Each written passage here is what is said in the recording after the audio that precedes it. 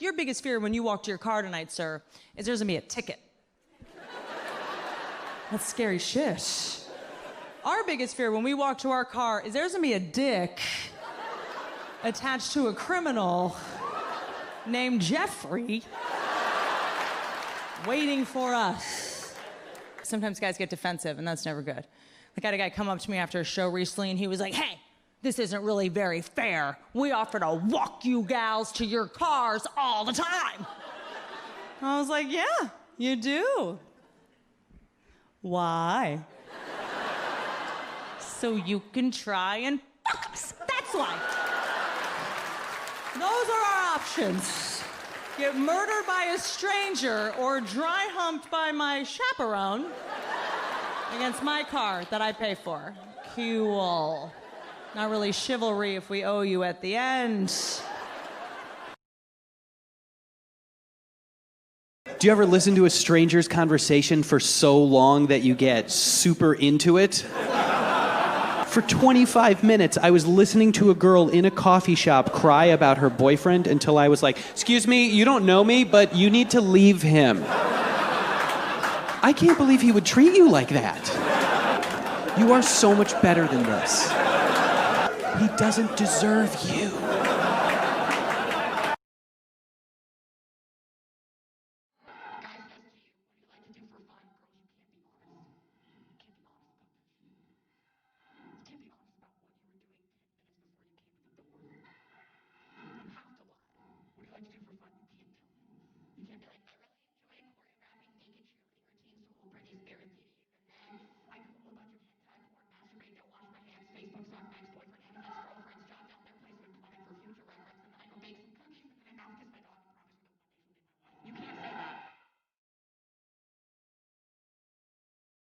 When I was in middle school, I was getting picked on, I was getting bullied, and I didn't know how to handle it. So I went home, I told my dad what was happening, and this was his advice, word for word, and it is to this day the worst advice I've ever received in 25 years of life, okay? He looks at me, and he goes, the next time he picks on you, hit him with your lunch tray. Yeah, like in a prison movie. Shawshank Redemption style. That was his advice to me. And I go to school the next day, I'm getting picked on, I'm sick of it. I stand up, I pick up my lunch tray, I hit him with it in the face. But what my father failed to tell me is that back in his day, they had metal lunch trays. I had a styrofoam lunch tray, okay? Yeah.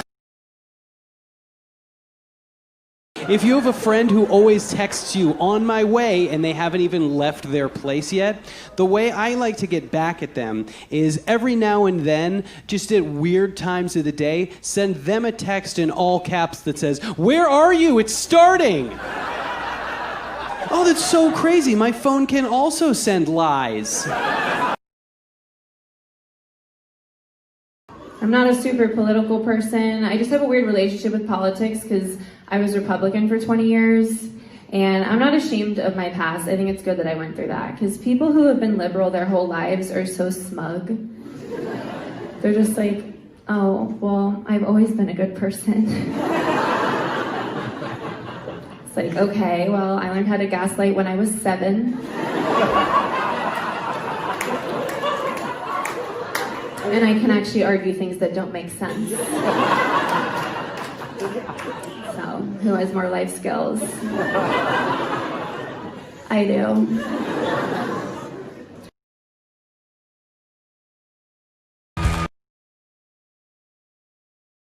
But I love to be in a classroom where a teacher is explaining racism to 5-year-olds, and she's just like, okay, kids, today we're going to learn about the colors using our 64 crayon Crayola box. Now that's yellow, that's the color of the sun. And that's blue, that's the color of the sky.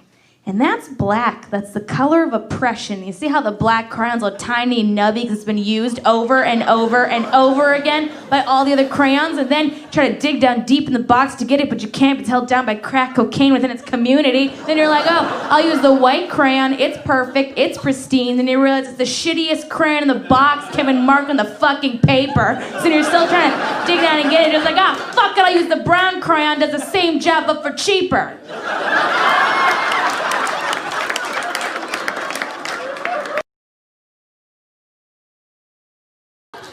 Women are so interesting when they break up with a guy because they have to sugarcoat it because they don't want to hurt anybody's feelings, you know? So it always comes out like, listen, like, I think you're awesome, but let's be friends. But I think you're awesome.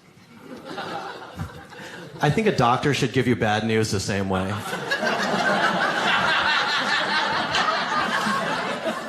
Like, listen, like, I think you're healthy. To me, you're in perfect condition. But this paper says you have tapeworms.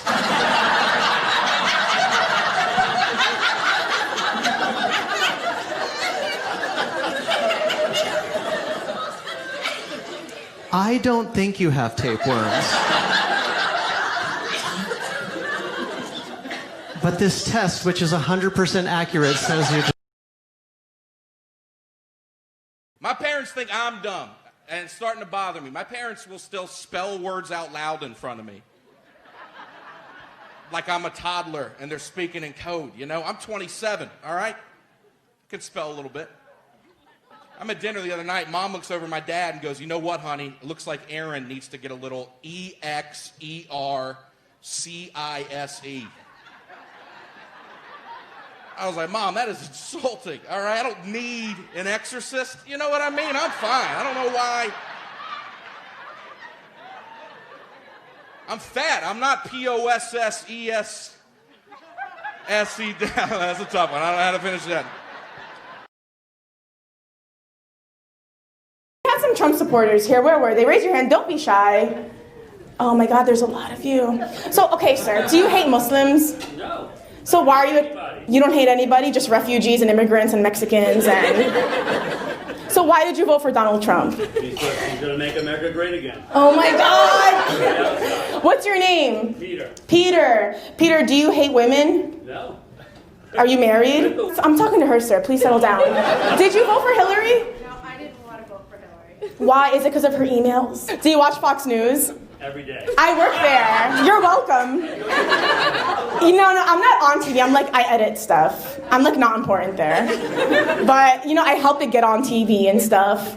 You're welcome. Is there anybody else white in the crowd? Are you the only white person? You're white. Why aren't you proud of your whiteness? She didn't raise her hand. I said, who else is white? She's like, nah, me, bitch. Every Tinder date I go on, I feel like I'm going to be murdered, so I text my friends. I'm like, this is where I'm going to be. Come find the body while it's still warm. One guy was making out with outside his house. It's like late, it's dark, we're kissing. He's like, oh my God. I'm like, what? He's like, oh my God. I'm like, what is that? I sound very different on dates. He's like, oh, I just love your teeth. I'm like, excuse me? Very weird thing to say to somebody. Very regular set of chompers I have in my head. First thing I thought of was that he was making his own woman upstairs and the teeth were the final piece to the puzzle. I'm like, I gotta get out of here. Mama likes to eat. I need these things.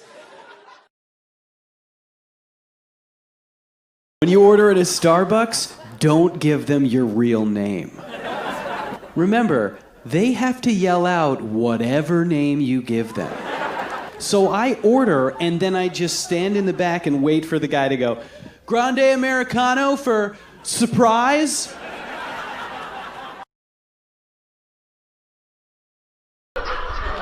What's the dumbest question that you've gotten at Target? Do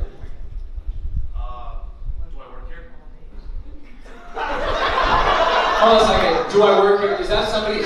I'm imagining something just somebody coming up to you, be like, "Excuse me, do I work here? I don't have the red shirt, but do I work here?" And then what happens in that conversation after somebody comes up and they go, "Excuse me, do you work here?" Person in red shirt that says Target. You looked at your name tag? You passive-aggressive bitch.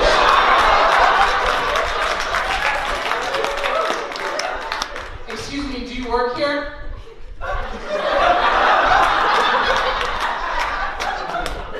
Like your fucking lips purse up, they have to. There's no way. You can't not purse your lips when you can't be like,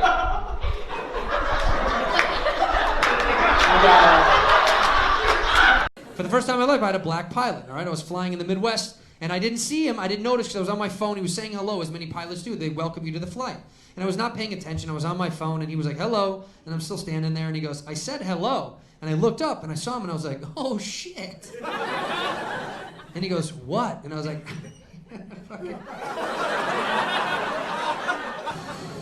you're my first, man. You're my first black pilot. He was like, oh, really? Oh, yeah, this is kind of fucking cool. This is, you know, like the onion ring in my fries. This is good. And he started laughing, and we shared a good laugh together. It was wonderful, because he got it. We were having fun. I go, no, seriously, you are. I've never had a black pilot. I fly for a living. I'm on planes every single week. He's like, no, yeah, for real, there's not a lot of black pilots. I go, no, there's not. That's fucking nuts. He goes, yeah, it's a bummer. Yeah, there's not a lot of us. And I go, well, don't fuck it up for the other guys. You know? Let's keep this in this. I might be looking at the back of the chair. I don't know. I can't see past right here. I see the 4 girls, and then that's it. That's where it ends. What's your name, mystery woman? I feel like I'm on a dating show from the 1960s. Where you just can't see, and they're trying to set you up with someone. All right, let's play a game. What is your name? Lily. That's my grandma's name. I'm done. I'm out. Where are you from, Lily? Southwest. The Southwest? Are you in the witness protection program? You didn't study up your materials before they let you out? What? Yo hablo México. Habla español, ¿verdad? Pues claro que hablo español. ¿Qué piensas? Que todos son mierda.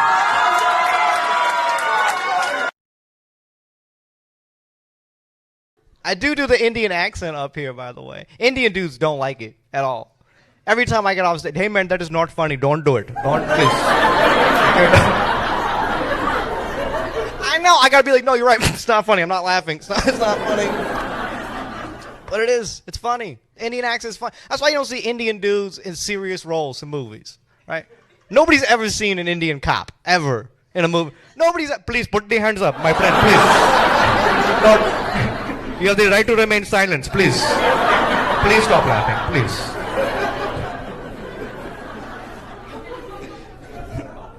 I think that's why Indians make the best doctors, right? Laughter's the best medicine, right? Imagine getting those test results, right? Like, sir, it turns out you have herpes. You'd be like, yeah, I feel better already. It's like, thank you, Dr. Patel.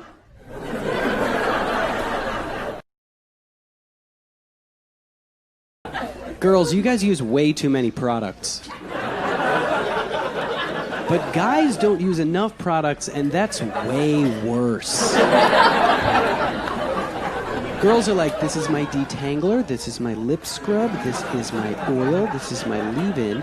Guys are like, I have one bottle. It's shampoo, conditioner, body wash, toothpaste, deodorant, detergent, chapstick, dish soap, mouthwash, and car wax. And it's an energy drink.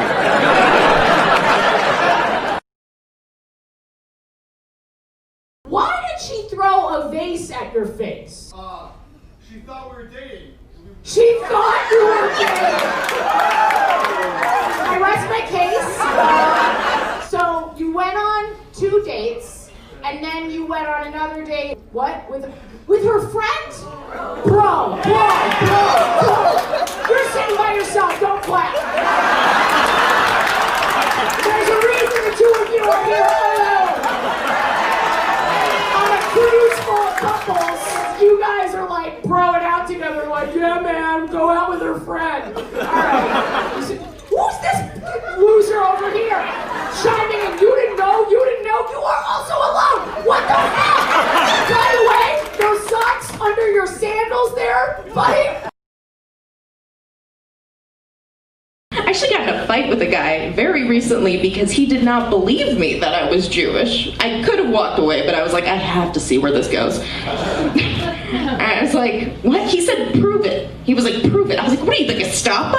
I'm going to prove to you that I'm Jewish? I was like, I don't have my Jew papers on me. If you'd like, I can show you this book I've been working on. It's just up here in the attic I live in.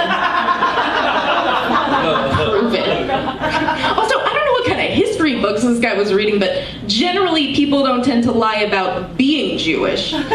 Usually the other way around.